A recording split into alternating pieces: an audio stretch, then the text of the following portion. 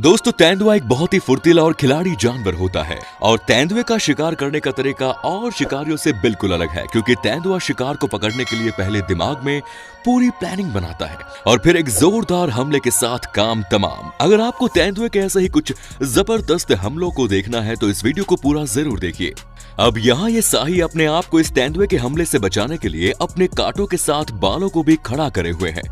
लेकिन फिर भी तेंदुआ हमेशा की तरह शाही को मार ही देता है। लेकिन फिर भी इन शाही को मारना तेंदुए के लिए बिल्कुल भी आसान नहीं होता क्योंकि तेंदुए के मुंह पर चुभे कांटे तो आपको दिख ही रहे होंगे और इसीलिए तेंदुआ जब तक बहुत ही ज्यादा भूखा नहीं होता तब तक शाही को मारने की कोशिश नहीं करता क्योंकि तेंदुआ भी जानता है कि शाही को मारना कितना ज्यादा मुश्किल है और समय की बर्बादी है। लेकिन ये तेंदुआ लगता है बहुत ज्यादा ही भूखा था, इसलिए इसने शाही को मार तो लिया, लेकिन अब तेंदुआ सोच रहा होगा कि काश भूखा ही रह लेता तो ज्यादा अच्छा था, क्योंकि अगर ये कांटे तेंदुए की बॉडी से नहीं निकले तो इन्फेक्शन की वजह से तेंदुए को इस दुनिया से अलविदा कहना पड़ेगा। अब यहाँ रात के अंधेरे में इस तेंदुए ने शाही को मार तो दिया, लेकिन इसी के दिल से पूछो कि ऐसा कर पाना आसान था या मुश्किल। लेकिन फिर भी इतनी मेहनत से किए हुए शिकार को तेंदुआ वहां से लेकर चला जाता है। अब दोस्तों ये डाइकर है जो कि हिरन की ही एक प्रजाति है और मुझे लगता है कि इस डाइकर पर तेंदुए को भी तरस आ गया, तभी तो इसे खाने की जगह तेंदुआ इसे पाल रहा है। लेकिन कहानी कुछ और थी क्योंकि इस बेचारे बच्चे की असली अम्मा को तेंदुए ने मारकर अभी अभी खाया है, जिससे इसका पेट भरा हुआ है और यहाँ पर भी ये तेंदुआ इस डाइकर को काफी बुरी मौत देता है और ऐसा लगता है कि तेंदुए को इसे पकड़ने में ज्यादा मेहनत नहीं लगी होगी।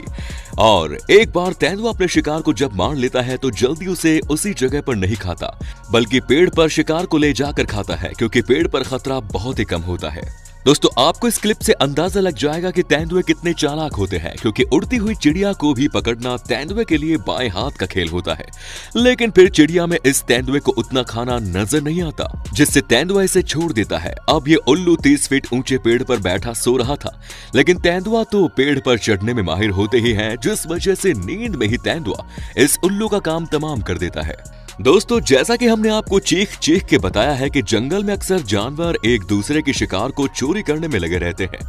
वैसे ही यहाँ पर जब ये तेंदुआ एक भारी भरकम हिरन को मार गिराया है तो इन सियार की लालची नजर तेंदुए के शिकार पर होती है और इस बात को तेंदुआ भी बहुत अच्छे से समझ रहा था। इस वजह से तेंदुआ अपने शिकार कहीं सुरक्षित जगह ले जाने की भी कोशिश करता है, लेकिन इतने बड़े शिकार को घसीट कर ले जाना तेंदुए के लिए काफी मुश्किल हो रहा था और इसी का फायदा सियार को भी मिलता है, जिसके बाद तेंदुए के पास सिवाय इन सियार से लड़ने के अलावा कोई और चारा नहीं बचता